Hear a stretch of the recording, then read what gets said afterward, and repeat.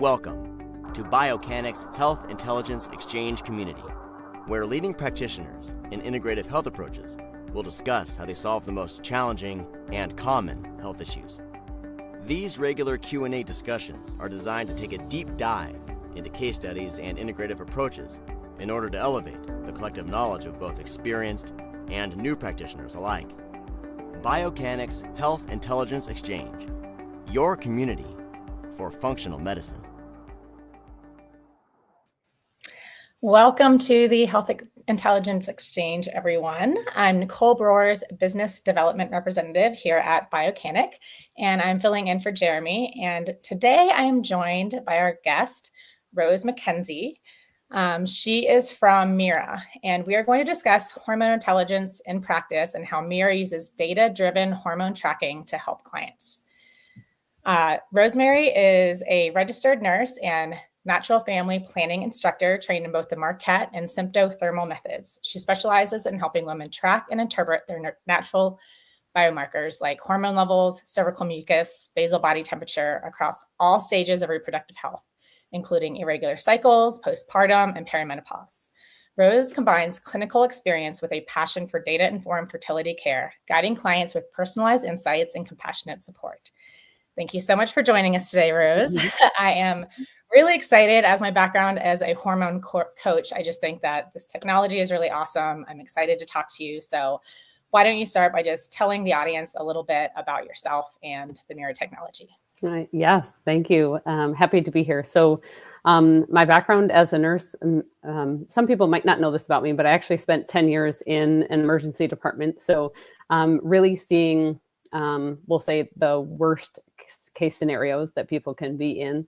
And it was what I was doing on the side of helping people understand their hormones and seeing how I really wanted to be more in prevention. How could I change someone's trajectory in life and not just be responding to a situation right now? So I started doing, back in 2015, I started helping people to understand their hormones to avoid a pregnancy. And then it expanded I went into a practice where I was pretty much the practice manager helping, we call it a restorative reproductive health practice. So that practice, we were looking to truly manage people's PCOS, infertility, recurrent miscarriages, anything that might be going wrong with the women's hormones.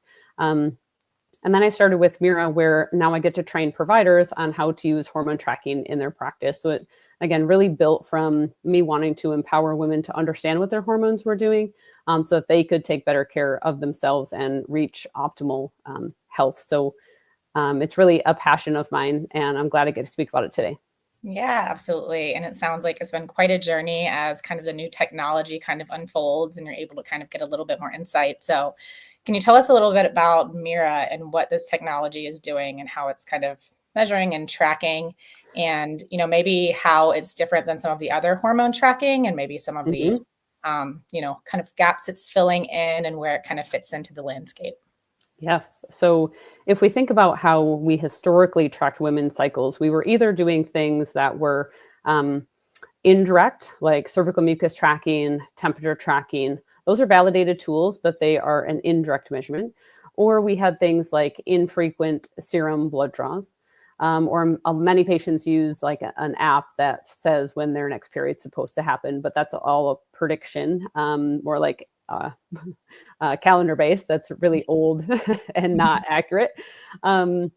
And it's really, this technology is now putting the power back in the patient's hands to see what their data is doing now in a at-home, it's remote, ongoing fashion. So patients can collect a first morning urine sample. They dip their wand into the urine.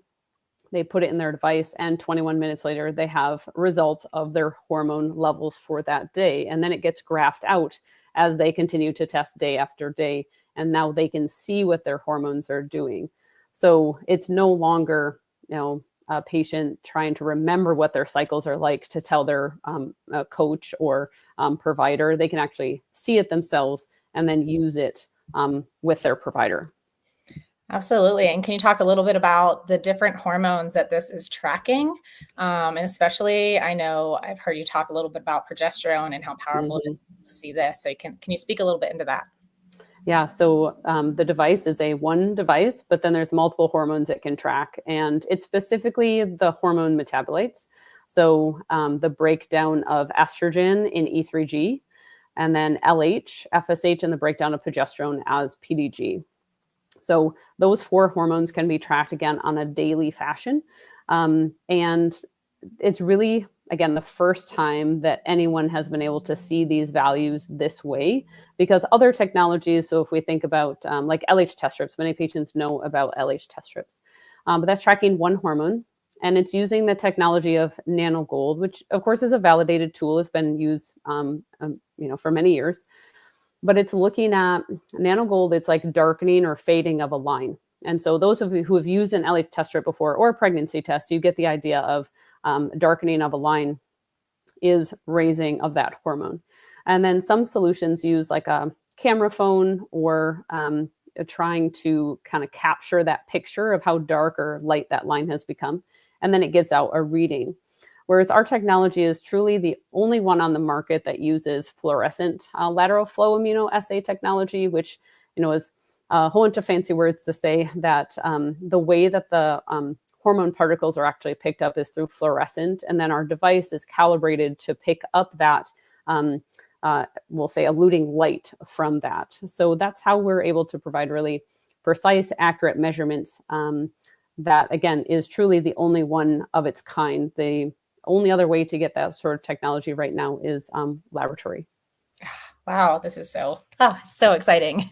And I know, especially when we're going and kind of looking at the hormone levels and what they mean, you've mentioned in the past how ovulation is really a sign of health, and not just fertility, and how we should be focusing more on ovulation and kind of being able to see these trends, how that is helping us to do that. Whereas I feel like traditionally we've been focused very much on menstruation and kind of time around that.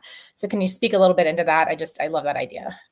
Yeah. So, bleeding is a biomarker. It's a sign that we should be tracking, but it's not the main event. Actually, the main event is ovulation, and a true sign of health is ovulation. So sometimes it gets worded, and I love some of these terms, is it's your monthly report card. It's your reassurance that your body is in a state where it can ovulate. Because to be honest, it takes a lot of work for your body to ovulate month after month after month. And when we think of it as a sign of health, then it becomes critically important that we track it, not just a period, but that we track that are you ovulating or not, because simply bleeding does not tell us if you're ovulating. Mm-hmm. And I know that also being able to see a lot of these markers, being able to track these over time, is giving a lot more insight into maybe what's going on, if somebody is missing a period or they have a really long period or really short period. Can you talk about maybe some of the broader insights or breakthroughs or things that maybe you've discovered along this journey, whether that's with PCOS, perimenopause, fertility, being able to actually see this data and what maybe we thought it was before, but what we're actually kind of seeing that it's meaning. Yeah. So I think my great example of that, because I think we can all either we've heard someone say this, or as a provider, you've had a patient say this to you. They say, I had a period, and then 2 weeks later I had a period again. And we know that that's not a normal cycle length. You should not be bleeding every 2 weeks. But sometimes we assume one thing or another. We assume, that's, abnormal bleeding, something's wrong with the uterus, or we assume, it's withdrawal bleeding, the hormones are shifting, and we never quite know what's actually happening. And so what's so cool with the Mira tracking is I've seen 19-day cycles where the woman did ovulate. It's actually an ovulatory cycle at 19 days, 18 days long. It's not ideal. There's definitely a problem there and it needs to get adjusted. But from, a patient who just, they come, they say, I don't know what just happened. Instead, they come to the provider and they say, I just had a weird cycle. I ovulated on day 5 or 6. That's a completely different scenario than just this complete, confusion. They still know something's wrong, but it's different. Absolutely. And I can see this also definitely as women get into kind of that perimenopause phase and the hormones are, they they used to be. And, there's a lot of different symptoms coming up. Can you speak a little bit about how that kind of plays into either looking at hormone therapy or maybe plays into changing the way that we care for our bodies during that time because of the insights we're able to get? Yeah. So in perimenopause, we have a lot of changes happening that, for one, there's not a lot of education out there for women. And so sometimes they get, what do I want to say? They kind of get stuck in a spot where they know something's off, but they don't really know what it is. And so they think, is this perimenopause? Is this, something else in my life? And when, at the very basic, what I want women to know is, am I ovulating or not? Because if they're still ovulating, then we can look at that and say, well, you're ovulating, but your hormones are not ideal. That's one way that we could support you, help them to ovulate better. If they're not ovulating, then our interventions might be different. Maybe it is time for HRT. Or if they're ovulating, you could do something like I've heard it called timed HRT, cyclic progesterone, cooperative HRT, all the different words for it. But we really are seeing kind of one, there's a lot of attention being put on perimenopause and menopause care right now. But also, patients are just demanding it. Mhm. Patients are demanding better care.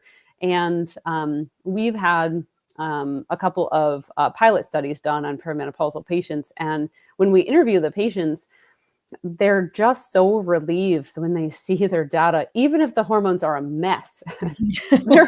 they're relieved because they're like, I'm not crazy. My hormones are a mess.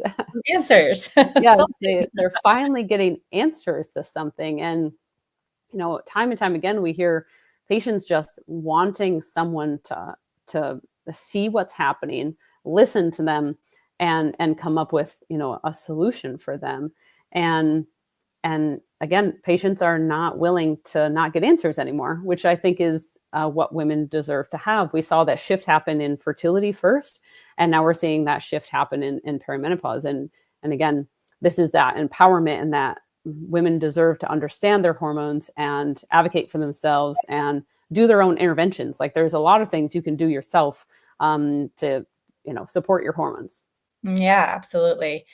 And having this data alongside, I would imagine having this data alongside of also being able to maybe track some other things. I've heard you speak about, wearing like a CGM and kind of seeing, testing blood glucose and seeing that it was kind of how it relates to PCOS. But what are some of the other, being able to track this data, what are some of the other things that you've been able to track, whether that's, the CGMs of PCOS or that have really led to some insights and kind of moving the needle forward in women's health? Yeah, so there's so many, but I'll talk about the CGMs first. This is so fascinating to me. Yeah, the CGM data.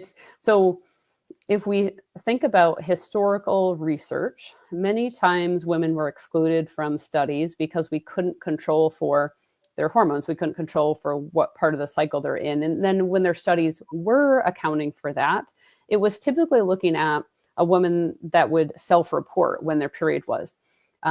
And when there's, how long their cycle was. But that does not account for when ovulation is and is it happening. So there's, that missing piece. And then if we think about CGM data, before CGMs, blood glucose, was infrequently drawn. If a patient had to go to the lab to get their blood drawn, it was not drawn very often. And so historically, kind of like the research was a mixed bag on, is women's glucose levels different based on the phase of the cycle they're in. And so a research got done last year out of the University of Toronto, and they had 49 participants using Mira, a CGM, and a Fitbit all at the same time. Mm-hmm. And they found a significant association between glucose levels and the phase of the cycle. Mm-hmm. So just I know people are going to want to know, what did they find? Yes, absolutely. We're like, tell me. What did they find? Tell me more. So they found that women's glucose changed based on the insulin sensitivity based on the phase of the cycle. So as estrogen rises, that enhances our ability to have our insulin work well. And so glucose stays more within a tighter range. There's less significant fluctuations. And then, so that's the follicular phase, the before ovulation time. And then we shift to the after ovulation, and now progesterone takes over. It's the dominant hormone, and it's supposed to be shining at that time. But when it does, it decreases our insulin sensitivity, making us more at risk for fluctuating glucose. But all of this is in good design, because if we think about progesterone, progesterone sometimes gets termed the pregnancy hormone because it rises a lot in pregnancy, but so does estrogen. So, so it's partially true.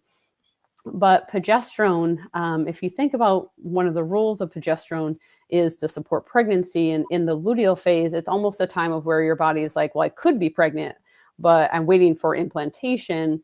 And so one of progesterone's roles is to allow growth to happen. So if you are pregnant, you need your baby to be able to grow. So that's all, how a woman's body is made. And knowing that you are more susceptible to glucose fluctuations in your luteal phase, women can take actionable action to change so they don't, feel so crappy.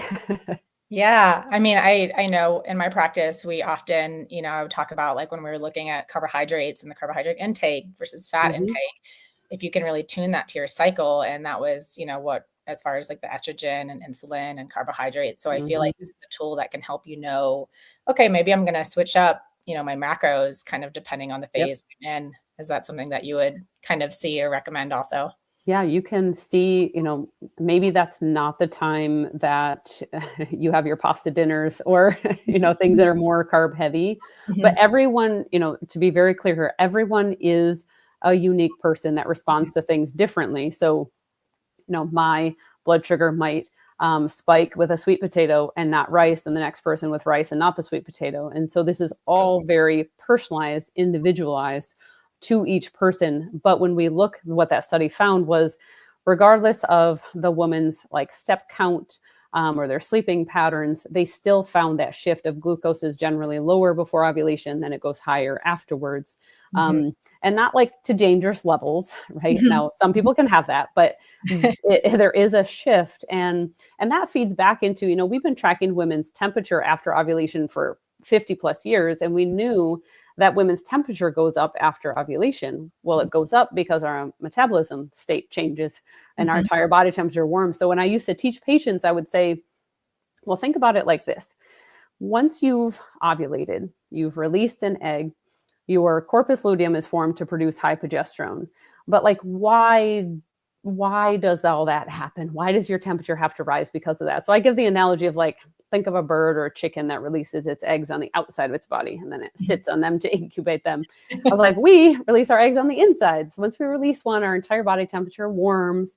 We change our metabolism up because we're essentially preparing for if that baby has been conceived and now it's going to implant into your uterine wall. And if it does, now that high HCG hormone keeps telling your corpus luteum in your ovary, hey, keep making high progesterone. I need more, I need more, I need more.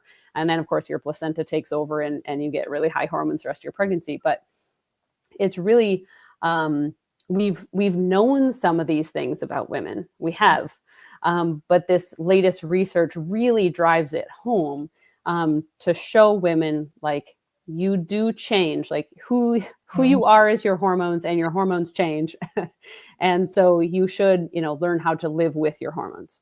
Absolutely. And have you done any, has there been any kind of look at CGMs, that kind of same study or those kind of same layers when people get to perimenopause or menopause? Because I know also that's when, the insulin levels, that changes quite a bit during that transition also. It does. So we haven't had a pilot or a study for that specific situation like with CGM. But if we think about how we ended up in this discussion, we talked about where, like you talked about Mira and CGM. So we'll come back around to this, but we had a pilot study done on perimenopausal women with ADHD and how their symptoms changed. So we'll come back around to that. So I don't have a study on CGMs in perimenopause, but I do have some other studies that we can talk about. Yeah, absolutely. And feel free if there's anything that comes up that you have some studies or something that's really been a breakthrough, like I know everyone would kind of love to hear, because the data that y'all are able to extract and kind of see having this is really, I'm sure, going to lead to a lot more breakthroughs. It is. It really is changing a lot of things in so many ways. So we might as well talk about that perimenopause, since I already kind of teased everybody with it. Right now it was a pilot study and it's a white paper, but we took 10 patients with diagnosed ADHD and who could be considered perimenopausal based on their age. And we looked at their hormone patterns, and I don't want to speak for the primary researcher in it, but there was some correlations with the hormones and with the ADHD symptoms. And since that white paper got released, we've already had a researcher contact us who wants to do an actual clinical trial and additional research around that. So if we know that other things are affected in perimenopause by the changing hormones, well, then of course, I'm sure the CGM data and women's glucose is changing as well. So I think it's only a matter of time before we get a researcher who wants to focus in on that area.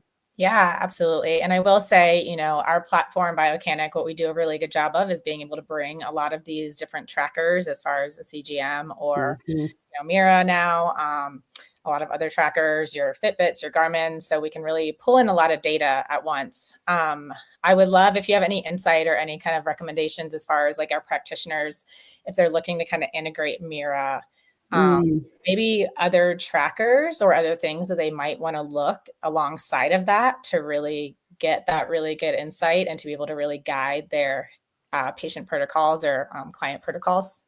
Yeah, if you have someone using CGM, then I would say, then you have to know what their hormones are doing. That's kind of my little soapbox there. Because if you just have the CGM data and then you see, they're scoring worse these last 2 weeks, the patient or you might kind of the patient might kick themselves, be like, oh, darn, I must not have been doing as good of job of, eating well or exercising or so and so. But in actuality, they might not be doing anything wrong, but it's that they're in different phase. So they have to then change what they're doing. And so my challenge out to anyone who has CGM data, whether this be you as a clinician or this be the different platforms that are out there, is if you have the ability to, which you do have the ability to know if your patient's ovulating, that really should be a biomarker that gets fed into that interpretation. Because you may not score someone as severely because we know that they're in their luteal phase, for example. So whether that be, the Thea app for providers, if you're doing a platform that kind of gives patients interpretation, such as Thea, then really integrating hormone data and CGMs together, I think is where this really needs to go next. And, people always ask us, like, are you willing to integrate? Will you integrate? We are happy to integrate with anyone who sees value in our data next to yours. So we have partnered with Aura, which Aura has partnered with Dexcom. So I assume there's going to be some really cool things happening there. But again, there are so many things about a woman that we should understand based on their hormones, and the researchers get it. We've had researchers come to us about like strength training or more of the exercise science based on what phase the cycle of the woman is in as well. And there's some mixed reviews there too. And so seeing researchers put attention to this, then I know that we're going to have better outcomes and better data to share with patients later on, just like the CGM study. Yeah, absolutely.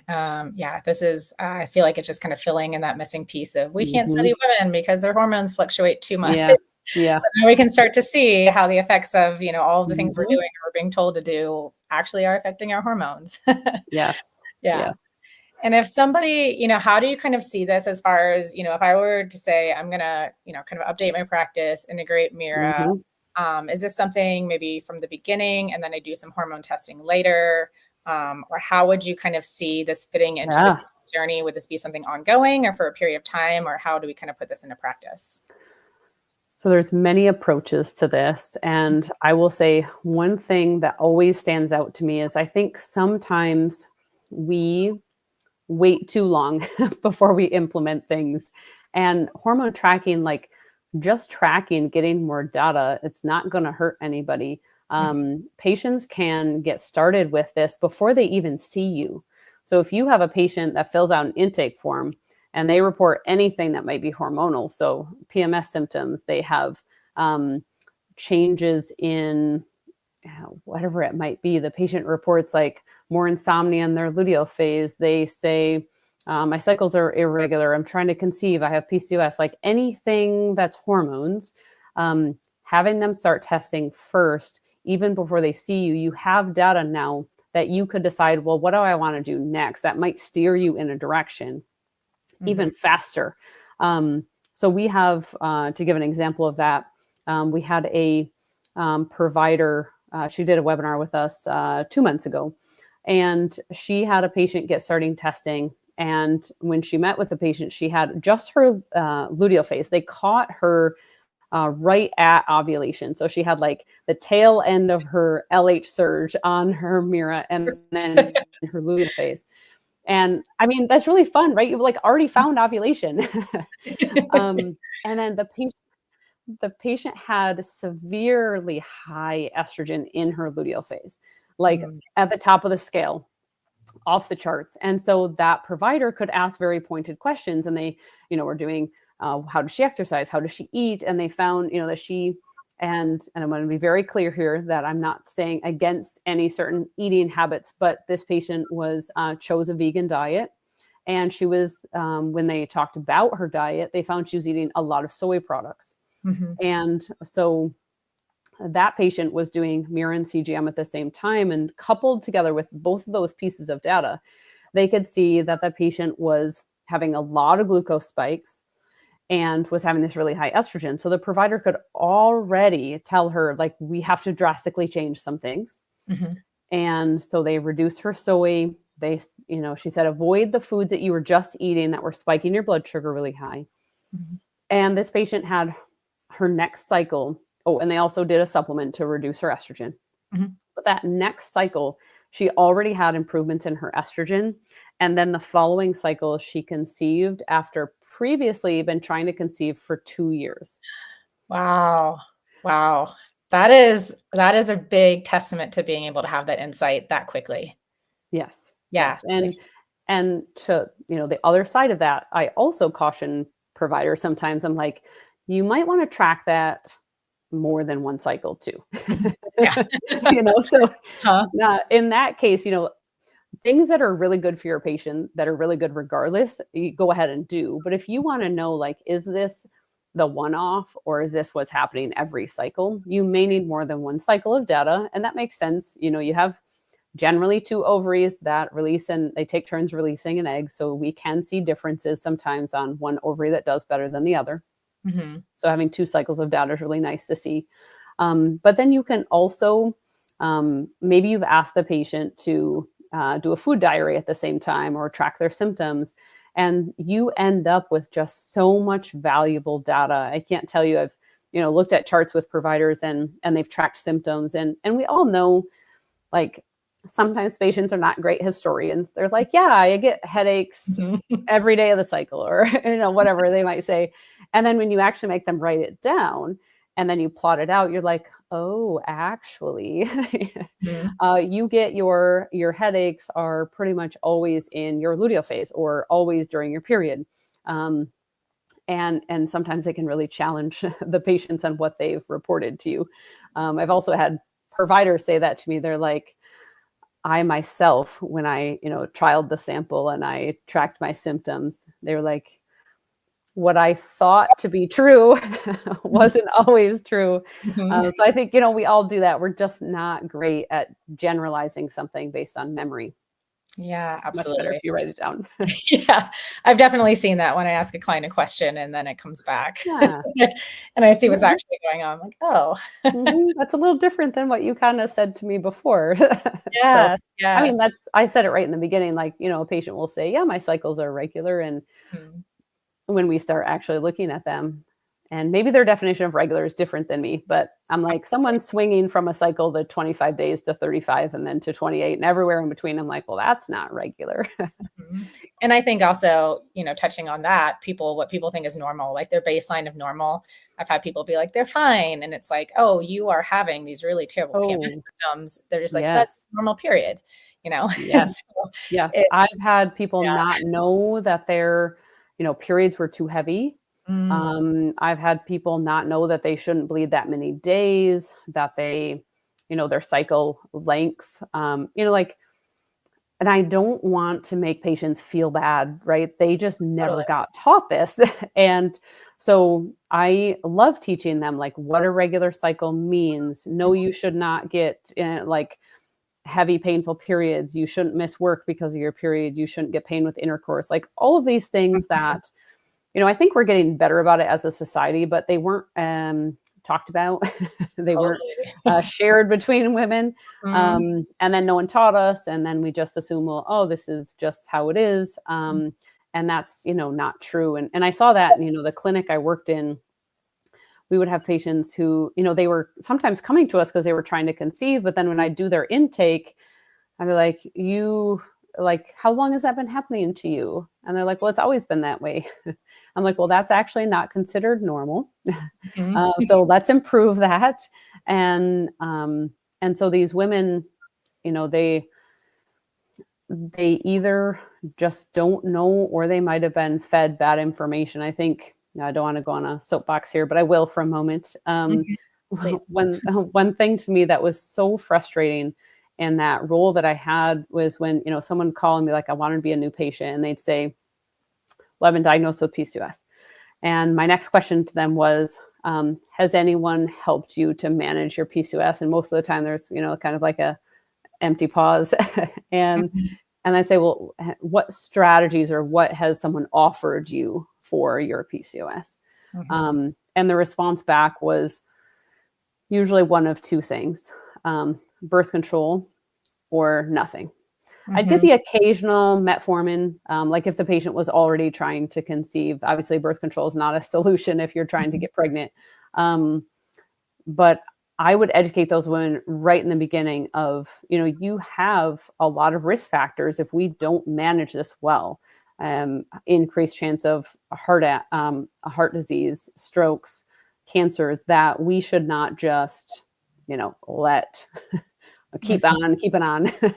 We really should be managing that well. And I think that's a space where, there's still more education needs to happen to women to manage their PCOS well. They have not gotten given the care they need. And that's a spot where Mira actually works really well. Patients, they don't have to be trying to conceive. They don't have to be, in a dire situation. They can want to be managing their PCOS well, and the data can help to show them that they are, or there's still more work to be done. Yeah. And I'm glad that you brought that up, because I feel the same. Like I was out there just trying to teach and preach, and this is how it should be. Like, this is not what I was taught. Everybody, we have to go through it, and then we learn, and then hopefully we can share that knowledge. And I know that you all are doing a ton of education with people right now. Can you share a little bit about, I know y'all are doing like a lot of webinars for practitioners and things like that. As far as like when the data comes in as well, is there education kind of around how to read some of this data? Because this is for a lot of people data that we may not be used to seeing. Like what does this actually mean? This is not what we thought was happening. Yes. I like to joke that the Mira data, this detailed amount of hormones, is kind of like learning a foreign language, because even if you know what hormones are supposed to do, you've never seen it like this before. So, we, if you are joining as a new provider wanting to use Mira in your practice, you first go through, we do not do a sales call with you. We do a 45-minute educational session teaching you the research behind us, how our technology is different than other solutions, what clinical settings we see Mira be used for. Then we go into how to interpret the data. We give chart examples. We show you our website where we house all of our resources for different chart examples, case studies, webinars. We have an interpretation guide. And then we never just leave you out to dry. We have a contact support, which you can have a one-on-one where I sit down with you. I look at you tell me your patient scenario. We look at the data together and I interpret it with you. So we want to support clinicians on this journey the best we can, because we know this is learning for the patient and the provider as well. And so you can come with any educational level to us. We'd be happy to help you. Our product is it's been direct to consumer since about 2018. We just started working with providers really in the last about year and a half. And we teach any type of clinician. So sometimes people ask me, well, like, am I allowed to help my patients with Mira? Well, of course, patients deserve to know their hormones. You can help them as well, whether you're a dietitian, a health coach, an acupuncturist, an OBGYN. I like to say, if you want to know what your hormones are doing, if your patient has ovaries that are functioning, you can use our product, and we'd be happy to teach you. Oh, that's so amazing. Thank you. Thank you for being out there and spreading that information and helping practitioners really empower themselves and then empower more women to understand their bodies and really get to the root of the problems that for so long have been overlooked by the health industry. So tell me a little bit about kind of the future of Mira. Are there any like developments, additional tests, kind of, where are you all looking to next? Yeah. So the first thing that we're doing, so if anyone goes to our website, miracare.com, you might notice that it seems a little bit fertility heavy still. And that makes sense because our background, where we started as a company, our founder herself was trying to conceive and really felt in the dark with what her hormones were doing. She was kind of at the, she was stuck in the medical system of you go get your blood drawn, then you wait for the provider to read it, and then they tell you what happened. And so she really wanted to take it in her own hands for women to understand their own hormones at home. So that's where our product came from, was from the fertility space. But we have, as we've been talking about, there's way more applications than fertility. So we as a company are shifting from a fertility focus to a wellness focus, because that truly is what it is: women's wellness, women's health. So as I've said already, the product can be used for anyone with hormones that are fluctuating. And so you're going to start seeing that shift happening and you can see some of the things already on our website. We have a product specifically for perimenopause, which is the same device, tests the same hormones, but the mode in the app helps in the perimenopausal transition. So we gather more data about, are you on HRT? When did your mom go through menopause? More data like that. And we can help people to understand their progression through the perimenopausal transition.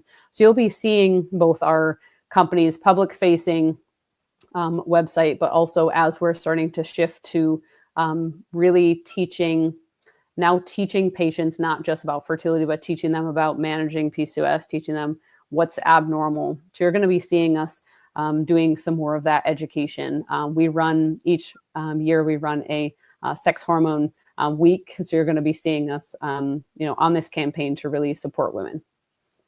Amazing. I'm really excited for that.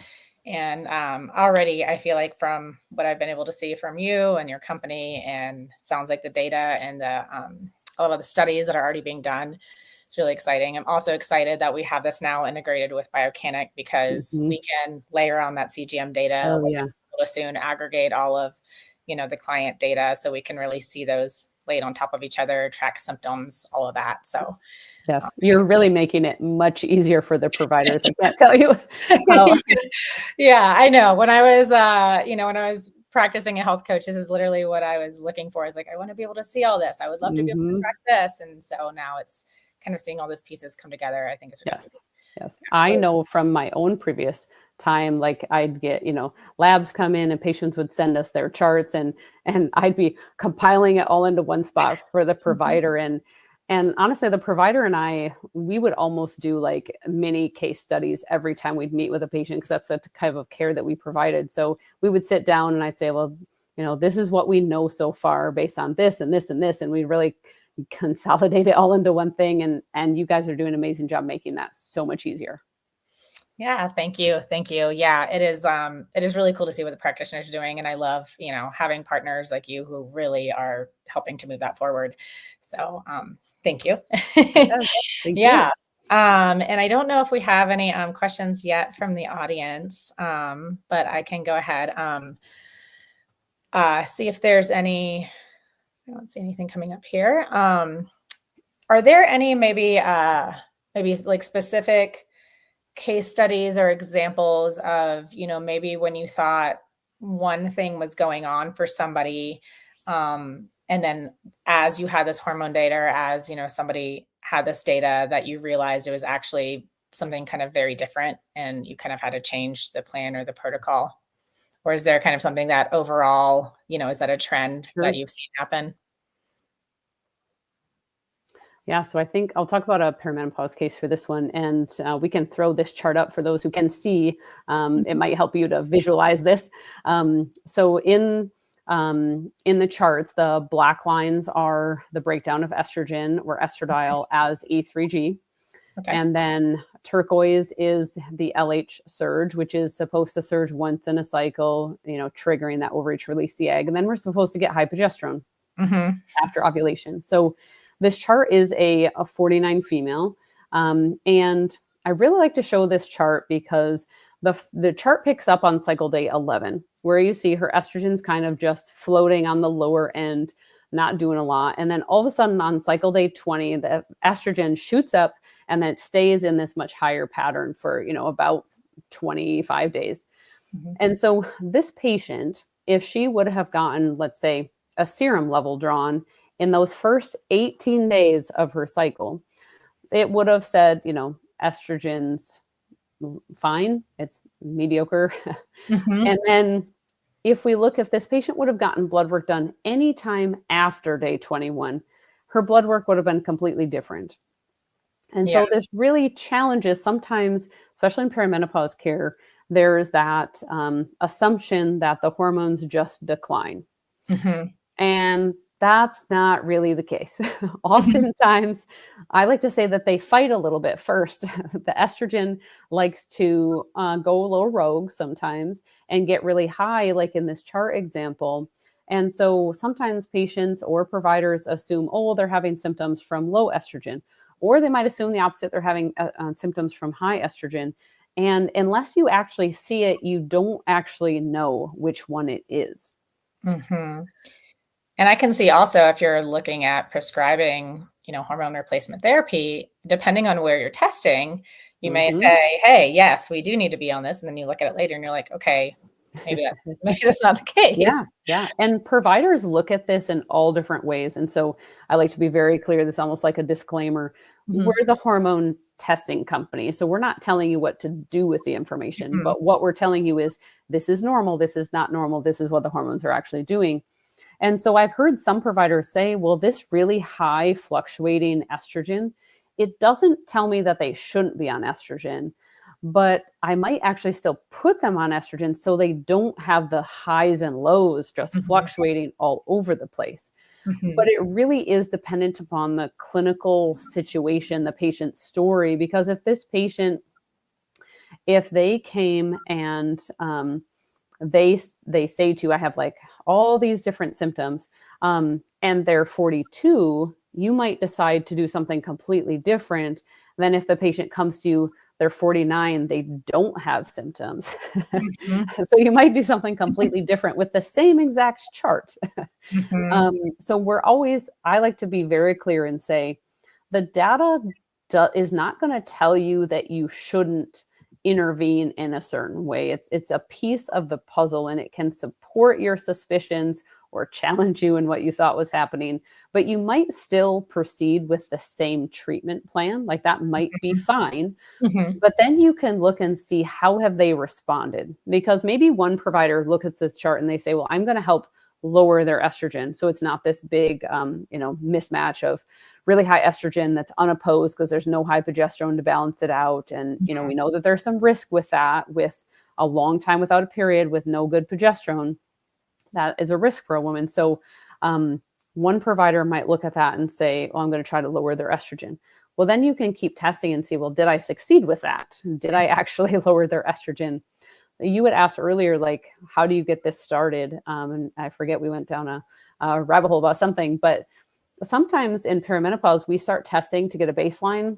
Then you proceed with your interventions. And some patients want to keep testing, some don't, and that's fine. But then if 6 months down the road, that patient now has new symptoms, they're like, oh, my HRT isn't working anymore. I was feeling great. Now I'm not. You bring Mira back out and you're like, oh, wow, your hormones are doing something completely different than what they were before. So then you're not just complete trial and error, just, stabbing in the dark here. You can be like, oh, I think we should do this now because of what I see that your hormones are doing. So I promise everybody, I'm like, in perimenopause, it's still the wild, wild west. Yeah. But at least we have a little bit more insight and we can see something going. Yes, exactly. And you can make more of an educated trial and error. Absolutely. You can, the patients are more validated and what's going on. I never promise anybody it's going to be easier, but this is a tool that can be very useful for some patients. And we're also very upfront, like, this is not a magic tool for every patient in perimenopause either. If you, yeah, go ahead. Oh, I was just going to say, I can see, knowing myself and some of my colleagues, when you get to the phase where you're like, did I just miss a period? It could be I missed a period, or maybe it could be pregnancy. It could be at this, certain ages. It could kind of go either way. I feel like something like this, you're like, oh, I did ovulate, or I didn't ovulate, and I did have a period, or maybe now I am pregnant. So now I think it can give some insight as to when things just first kind of start heading in that direction. You're like, okay, that's now I can see what's going on. A little more peace of mind, I think. And it might be someone who, a subset of people that we haven't talked about is like those who have had a hysterectomy or a uterine ablation and they don't get periods, but they still have ovaries. We don't know their progression because we don't even have a period to track anymore. And so I have some chart examples of patients who, they had a hysterectomy a year ago. We get testing and it's like, you're still ovulating. Your hormones are, doing what they're supposed to, but they can still be a candidate for that timed progesterone support. We had a case where the patient was like, I can't sleep.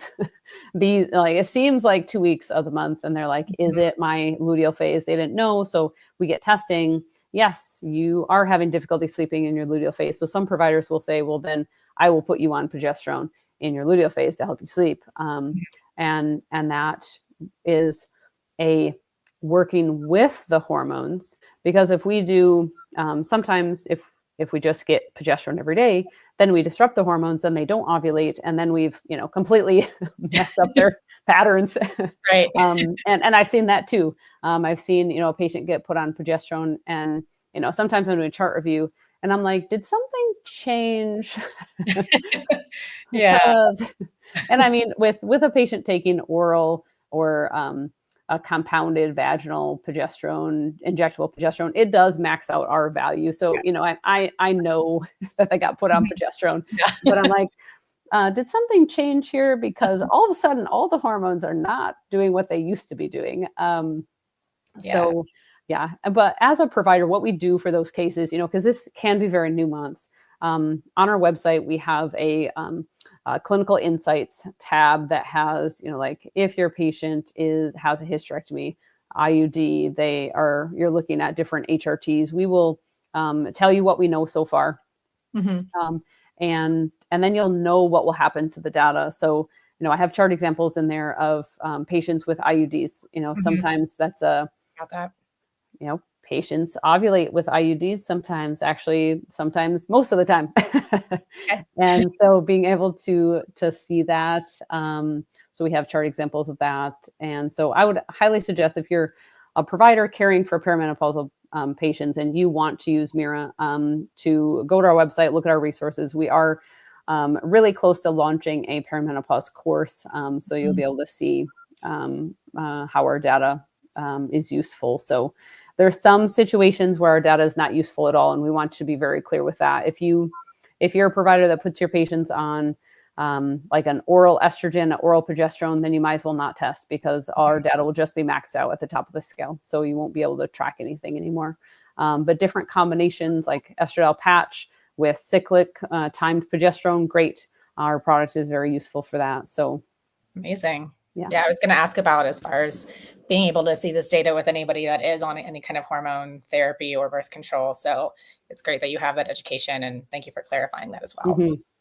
And of course, providers want to know, like, well, what affects the data? So we try to put that in our frequently asked questions page, because this is an ongoing testing. We're not super strict about, like the patient can't eat this way or they can't do X, Y, and Z.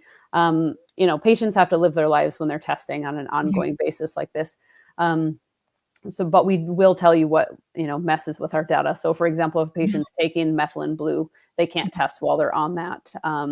And if they're on pregnenolone, that will make our PDG values be maxed out at the top of the scale. So there's things that will disrupt the data, not just how they affect the hormones, but will make it so you can't test. So we put that in our frequently asked questions page as well. So, and if of course there's anything that comes up that you're kind of stumped on, you can't find, then please book a session with me or my partner, and we'll be happy to talk through with you. Yeah, absolutely. Thank you so much for that clarification, and really educating people and kind of directing them so we know how to kind of get into this and make sure we're reading the data correctly. I know you touched on this kind of about getting hysterectomies and kind of how that can change, and you can actually kind of see some of that data. Do you see this data maybe changing either the way how often we're recommending getting hysterectomy, or maybe just the way that we'll have like the post-hysterectomy care? I mean, I know some people that have gone through this as well, and it's, it can be a scary time. Like, what's going to happen? Am I going to having these hormonal fluctuations? Am I not? Yeah. Well, I would say what I'm hopeful for is that unnecessary hysterectomies can change with all of the emphasis that we're putting on women's health and the new research that's coming out. There are ways, and not to, say anything bad about someone who's had hysterectomy. I'm sure you did what was best for you at the situation, but we really have a lot more strategies now in more of the prevention. So maybe that woman developed really big fibroids because she had really high estrogen levels for a really long time that was never addressed. And so now we'll be able to go upstream and fix that instead of having the downstream effects of that hysterectomy. So I'm really hoping that through all of this, we're really able to have better hormones from the beginning. And then of course, if something bad happens, then we still have our options of surgeries and things like that. But someone who has already gone through a hysterectomy, yes, you can test, you can see what your hormones are doing, but the evidence really is out there that says that you will likely go through menopause sooner. And so that progression for you may be on an accelerated path. And you can track that with Mira too. Not saying it'll be easier. Yeah, but I think it's, seeing people that have gone through that and just having a kind of good luck afterwards. I'm having a little bit more support and a little bit more insight and a little bit more of what to expect. And I love the idea of also maybe getting a little bit more insight before that happens, if it is something that, that there is intervention that would help. Oh yeah. I have seen, sometimes with patients, we don't know we're going to find an abnormality, right? Like we have them testing because, so my background is fertility awareness. So helping people track their hormones to avoid a pregnancy. And so we don't expect to find an abnormal hormone pattern, but then you find an abnormal hormone pattern and it's like, well, what are we going to do about this? Well, what we're going to do is we're going to improve it. We're not just going to let you sit like that with your hormones a mess. And so I was looking to see if I have a chart example of it, but I don't think I can find it that fast. I had a patient of mine who, she came and she was learning again to avoid a pregnancy, and she was engaged at the time. And she said, well, is this going to work? I have irregular cycles. And I was very upfront with her. And I said, like, yes, this will work for irregular cycles, but we're not just going to live with these irregular cycles. We're going to try to get your cycles regulated. And the only kind of symptom she had was her cycles were irregular, which, that still doesn't tell me a lot. How irregular, like, what are we talking about here? But she said, I have really heavy periods. And so in my head, I'm thinking, oh, there's going to be something wrong. But her data surprised me because her estrogen pattern was completely wrong. And what I mean by that is a normal progression of estrogen is it should be this rising pattern towards ovulation. Then it declines and it has a small bunny hill. So estrogen should be important in the first half of the cycle, where hers was a small rise towards ovulation. Instead of declining, it just kept climbing, and then stayed high her whole luteal phase. Wow. So she had a complete reverse pattern of what she's supposed to have. So although she had progesterone changes, I was like, her estrogen and her progesterone are fighting each other that whole luteal phase. And so over the course, so she did go and get someone to help her. They found that she had high prolactin levels outside of pregnancy, outside of breastfeeding. That's an abnormality that needs to get fixed. And what was so cool to see is her data shift over time.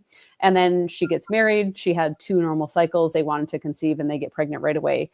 And I just think, what if she had never gone down this path and then she's just trying to conceive and then they can't get pregnant and then they find out, that this whole time potentially her hormones were a mess. So that's one of my things of, I think we're going to be seeing, and we already are seeing, women that just want to ensure that their hormones are doing what they're supposed to. And I think they have, they deserve to be able to do that. And it's at their own fingertips. They can track it if they want. Yeah. And especially if you're not seeing all the symptoms, I think that can be very, unique to each person, kind of the symptoms that they're experiencing. And, something like that, some people might have that very high estrogen and have a lot of symptoms through that period. So to be able to see that without having that is really powerful. Another question, have you seen, stress and cortisol? I know that's a big factor on our reproductive hormones as well. Have you seen any kind of correlation as far as like trauma and stress, and how have you kind of seen that play into seeing the data change? Yeah, so I have seen that, and it's super fascinating. I mean, it's not good for the woman, right? But if there's a stressful event in that follicular phase, it can completely shut down ovulation. And I like to, when I explain to my clients, I say, our bodies don't know the difference between a work deadline and being chased by a saber-toothed tiger. Both fight or flight, cortisol, and those sort of things your body senses it as a threat. And the only mechanism your body has to help you not get pregnant is to not ovulate. That's its only strategy. And so when we're in a state where the body thinks it's not a good time to get pregnant, it will shut down ovulation. And sometimes it's just delayed. Sometimes it's completely suppressed. So I've had a patient who one thing after another, she gets sick, then a family member passes away, then she gets COVID. Her cycle gets to be like 80 days long before she finally ovulates. Wow. And through the whole thing, all I can, I shouldn't say all I can tell her, but really it is the root problem is not the hormones in that case. The root problem is the stress that your body is interpreting as a threat. And so what you can do for yourself is to better manage your stress in ways that you can, whether that be, for some people, it's therapies, it's acupuncture, it's, any of those strategies to lower your stress level and help manage your cortisol. But the hormones in that case are not actually the problem. They're just responding to a different problem. So I always tell my patients, I'm like, no matter how hard you try, you can't will yourself into ovulating. You can't just, think really hard and get it to happen. Manifest ovulation. It's not how it goes. It's much more about giving your body the building blocks it needs, and suppressing things that would prevent you from ovulating, whether that be stress or, sometimes we see women that overexercise or undereat, and then their hormones start to shut down. Well, again, it's the body saying, this would not be a good time for me to get pregnant, so I better not. So we can see it in all sorts of different ways like that. Yeah. And that was definitely probably the biggest focus of my practice was Mm, bringing stress down and managing stress, yes. very like highly motivated, ambitious women who are used to taking it all on. And Yeah. now they're getting into perimenopause and there's some hormonal problems going on. Yeah. And so it's, definitely all coming back to that stress management was always like a very kind of crucial element to doing that. Mm-hmm. Yeah. And I love that. I made that same analogy that you made as far as like our bodies can't make babies if we're not alive. No, They don't no. want to. They're trying to keep us alive. They're trying to Yes. keep us survive. They're always going to do that first. Yes. So yeah, It absolutely. really is an extra that our body does. Ovulating in optimal health, it will continue to happen, but it is not a necessity for sustaining life. It's to perpetuate life, but not your own life. Yeah. Yes. Yeah, absolutely. So I think we are wrapping up here. This has been a really, really great discussion. Thank you so much for being with us. Yes. I know, been insightful for me. I'm sure it's going to be insightful for practitioners and women everywhere. And thank you to everyone else who has joined us today also. We will have this as a replay. So if you're watching this as a replay, you can still post your questions. We will make sure those get answered. Just post those in the comments below. And then tell us, just to kind of end here, where can people learn more about Mira, connect with you and your team, and kind of go from here? Yes. So we will have a link for you that you can follow to, again, join that educational session, because that's what we want to do for you, is empower you to understand the data to use it in your practice. So book a meeting to get started, to understand the data. And then, of course, make sure, I assume you're already set up with Biocanic, but make sure you are, so that you can view the data really easily and have it layered on top of all the new things coming in, whether that be, we didn't even talk about this, but heart rate variability to help your patients with stress, all of those things that we can do. So yes, please follow the link that we'll provide to get set up with our team. Yeah, absolutely. Thank you so much. And we will post those links as well in the show notes, and we will put them in the replay. And if you go to biocanic.com/Mira, that's MIRA, you can click learn more, and that will book a meeting with the Mira clinical team. And because you're coming from Biocanic, you can also apply to get a free sample from Mira, which is worth $294. This is exciting. I am really excited to try this. And be sure to subscribe so you don't miss any more of our live streams. We've got our best practices coming up on May 6th and every other Tuesday at 10 a.m. and 2 p.m. And then our bi-weekly networking coffee circle is coming up next week. And then we will have another one of these live streams in 2 weeks. So I hope to see you all here. Thanks again, and we will talk soon. Thank you again.